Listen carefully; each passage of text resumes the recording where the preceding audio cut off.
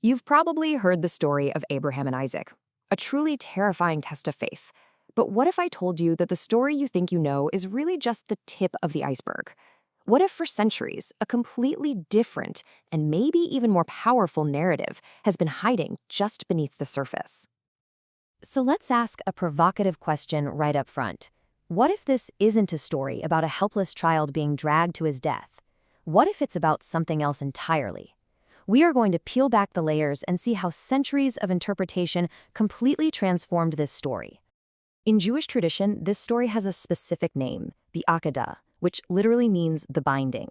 And for ancient interpreters, the original story wasn't the end, it was the beginning.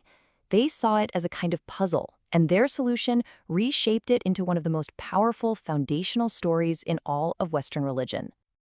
Okay, so to see just how radical this transformation was, we first have to go back to the source. We need to look at the biblical text itself, in all its raw, unsettling, and kind of confusing glory.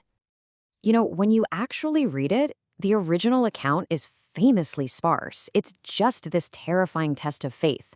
But here's the thing, it never tells us what Isaac is thinking or feeling. And, maybe most importantly, it never tells us how old he is. That silence?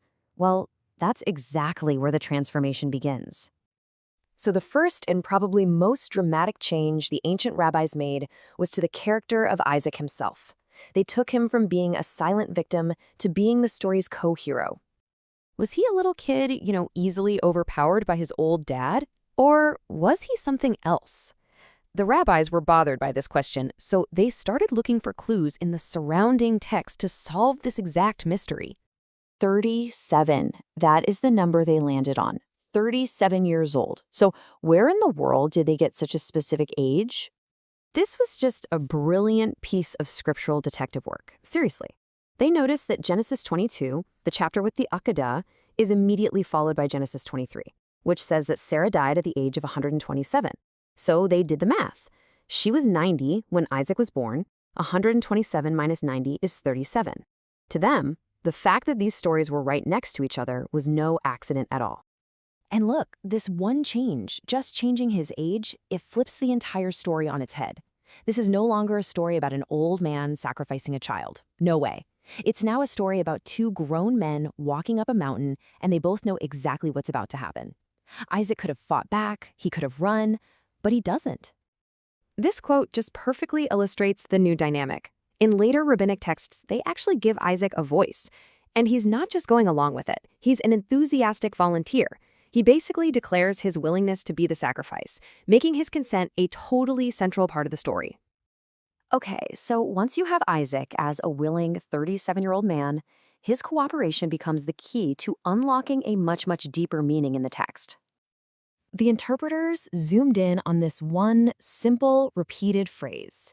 It actually shows up twice in the story.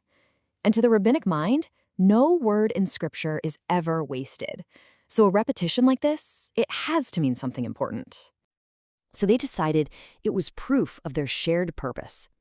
They weren't just walking side by side physically, they were walking in perfect mental and spiritual agreement. This interpretation takes a simple line of text and turns it into this profound statement of unity in the face of an impossible command from God. And this rereading of Isaac as a willing hero led to the story's most profound transformation. It became a story not just about one family, but about the fate of an entire nation. The story of the Akedah became a foundational event of atonement. Basically, Isaac's willing sacrifice was seen as creating this massive storehouse of spiritual merit that could benefit his descendants for all time. So here you can see this huge shift from the literal to the symbolic. In the Bible, an angel stops Abraham, and a ram is sacrificed instead. Simple enough. But in the rabbinic view, God considers Isaac's willingness to be the true sacrifice. In God's eyes, it's as if the act was actually completed. So Isaac's near-death experience wasn't just some private test of faith anymore. It became a public cosmic event. His ashes, as some of the texts actually call them, could be called upon in the future to ask for God's mercy on the entire nation of Israel. And get this. To really hammer this point home, some interpretations went even further. They described Isaac as actually dying on the altar, his soul literally leaving his body, only to be miraculously revived by God's voice. This makes the sacrifice not just symbolic, but a literal death and resurrection. This transformed story didn't just stay in some dusty old texts. It became deeply woven into the fabric of religious life and practice, with echoes we can still see and hear today. So on the Jewish New Year, Rosh Hashanah, the ram's horn or shofar is blown to specifically recall the ram that took Isaac's place and to bring up the merit of his sacrifice. In some traditions, the Passover lamb that saves the Israelites in Egypt is symbolically linked to the blood of Isaac.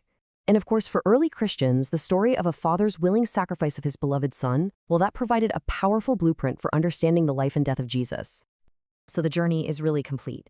We see how a stark, morally ambiguous, and deeply personal story was completely reimagined over centuries into this communal narrative of hope, a guarantee of God's mercy, and really a foundational myth for multiple world religions. It leaves us with a pretty powerful question, doesn't it? The story of the Akedah shows how interpretation isn't just about understanding the past, it's about actively shaping it into a story that gives meaning to the present and the future. It's a great reminder to always look for the story behind the story.